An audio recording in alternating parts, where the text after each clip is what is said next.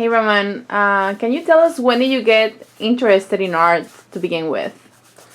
Well, that's a very good question.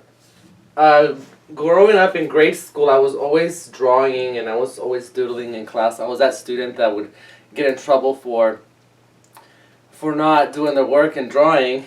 So at a very young age, but I could never just draw things on my own. I always had to look at stuff. So I remember like doing like Tweety Bird and Bugs Bunny and things like that.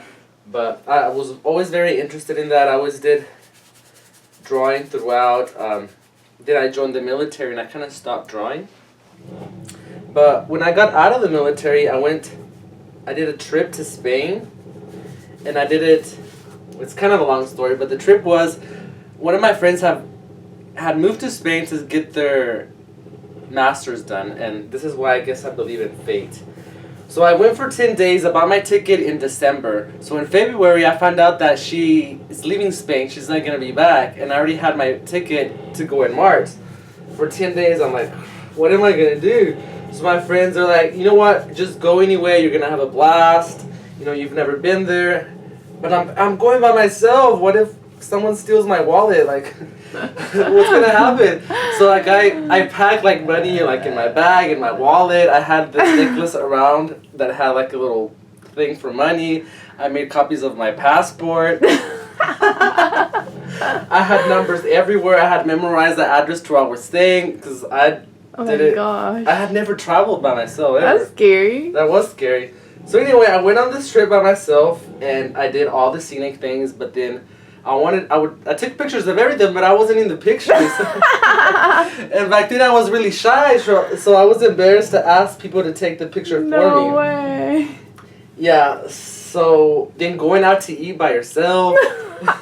That's very challenging to do. And it's very depressing. Like, who do you comment on the food? There was some strange stuff that I ate. I mean, I had never ordered fish with the fish staring at me, and I had nobody to share it with other than my camera. Oh. So by the 5th day after, Don't you wish you had a YouTube channel like that back in the day? So I could have documented everything. Yes. So by the 5th day, I'm like, I need to go back home. I can't do this anymore. So I called the airline, and then I said, I need to change my flight. They're like, well, the earliest we can change it is 3 days. So instead of being on the 10th day, I left on the 7th day. So I changed my flight. I go to the airport that 7th day, and I'm sitting towards the back of the airplane, and I see like this big group of people, and it's all little kids. And they're like, Mom, this, yelling, screaming, crying. I'm like, oh God, this is going to be a long flight. So, but I see that they're sitting all around me, but nobody is actually sitting in my seat next to me. So when I'm there waiting, I see this guy who comes sits next to me. Like, okay, I didn't sit next to anybody who's crying. So he starts taking out a little pad and he starts drawing. Wow.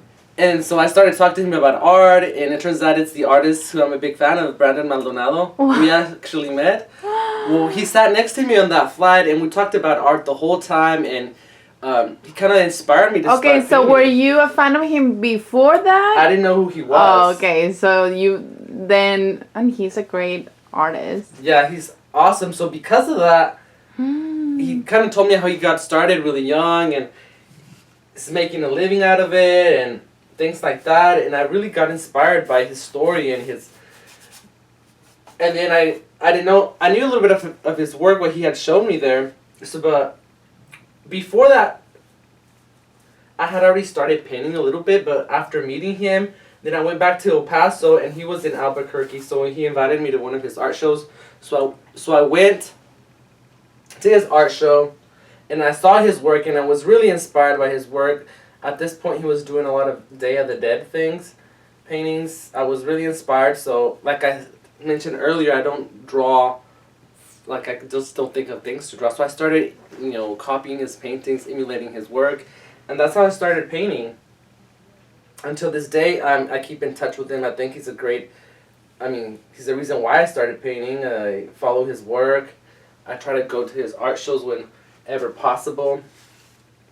And he's like my inspiration, the reason I started painting.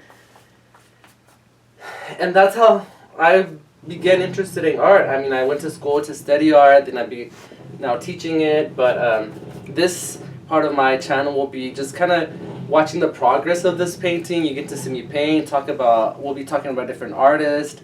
Any other questions that you might have, just write them in the link. And I like your subscribers to know more of you because you're so fun. Yeah, and I feel like when I'm teaching to draw, it's very serious. This is a little bit more free because I'm, not constant. Like painting for me, this type of painting, it's a little bit more free. There's like, I don't mind if there's mistakes or things like that.